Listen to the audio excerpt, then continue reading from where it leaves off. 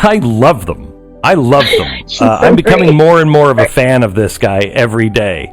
I think he is. We're seeing a side of him now that I think you only saw if you actually got into his boardroom at the Trump, corporation, where they were building big projects and everything else.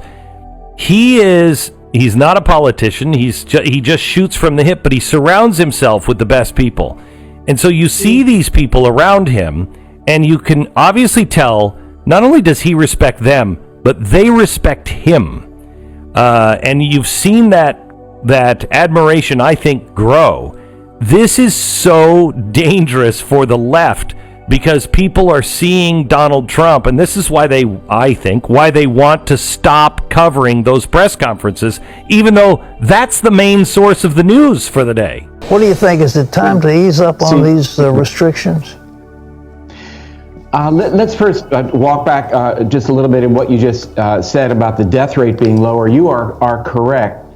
And the reason that this statistic now is changing is because we're learning that there are a lot more what we call asymptomatic carriers or people who had been infected and did not get symptoms than we had anticipated. One study out of Chelsea, Massachusetts a couple of days ago showed that as many as 1/3 of the population of that city carries antibodies, like you talked about earlier in the segment with respect to plasma treatment.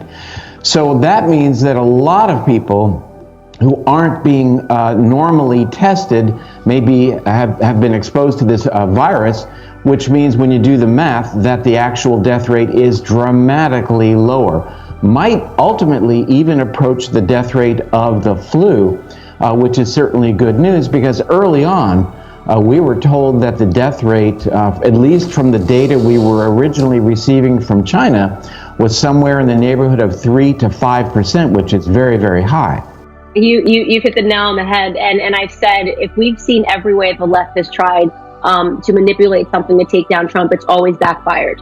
And this is going to be the exact same experiment that will yield the exact same results. They're trying to now use coronavirus, which again is a real virus that's going around, but they are trying to extrapolate everything they can to take him down. Instead, they're turning him into a wartime president.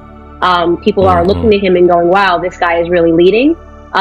He's been phenomenal. They want people to stop seeing that because it's also humanized him in a way that he didn't really have going for him because they would just cover like crazy, ridiculous stories and, they're covering Congress and they're doing all this stuff. And now they're getting that one-on-one FDR experience with him, FDR in the fireside chat thing going on. He's getting a little bit of that now. And it's not good for the left. And they're getting angry and they're saying, let's just shut it down completely so we can control the narrative. But they can no longer control the narrative. Trump has essentially made the press insignificant. And at the same time, the press created him. They've made him significant since the beginning because they can't stop covering him. And so it's interesting to watch. There's something very paradoxical about it.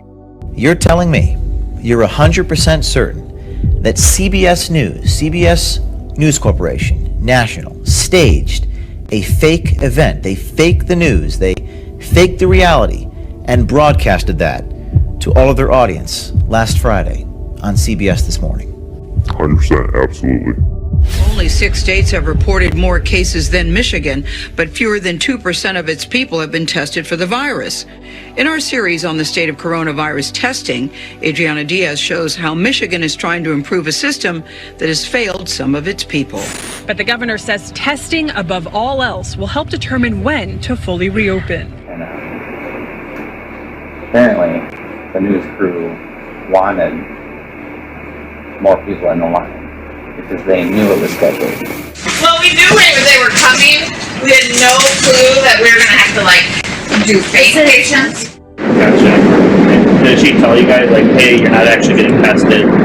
Yeah. Yeah, she did. Just was just to make it look busy for the news because they were right there. That's crazy. Well, I didn't see you guys do the swab at all. I just saw you talking with them. And then I was talking with the other girl.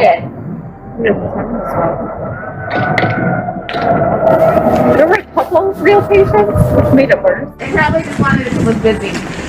It's my guess. Is this the fake line? Yes. Yep. That's it. So the people in the cars are not patients? Majority of them. I do know from talking with the testers that one or two of them were real patients, which added to their frustration because this line sat there for a while so they could organize the shot. So they made a line of cars with medical personnel in the cars as opposed to patients. Correct. And the viewer does not know that. Correct. The vast majority of these people will have immunity. Instead of saying there is no evidence, the WHO kind of fed into this by saying no evidence of immunity. And in reality, there's every evidence stacking up. And in fact, a lot of the different studies have shown that it is very unlikely that you get it again in the short term.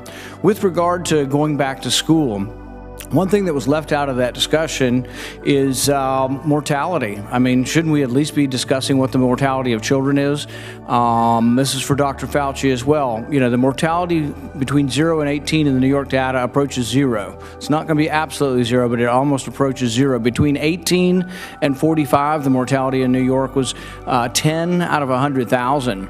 So really, we do need to be thinking about that. We need to observe with an open mind what went on in Sweden, where the kids kept going to school.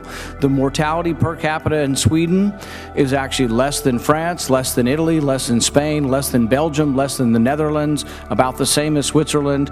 But basically, I don't think there's anybody arguing that what happened in Sweden is an unacceptable result. I think people are intrigued by it, and we should be. I don't think any of us are certain when we do all these modelings. There have been more people wrong with modeling than right.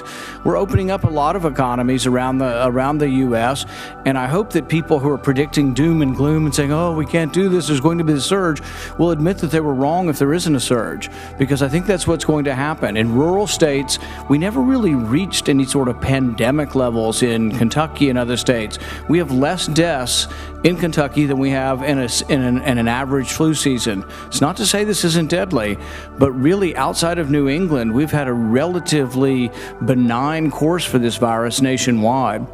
And I think the one-size-fits-all that we're going to have a national strategy and nobody's going to go to school is kind of ridiculous. We really ought to be doing it school district by school district, and the power needs to be dispersed because people make wrong predictions. And really the history of this, when we look back, will be of wrong prediction after wrong prediction after wrong prediction.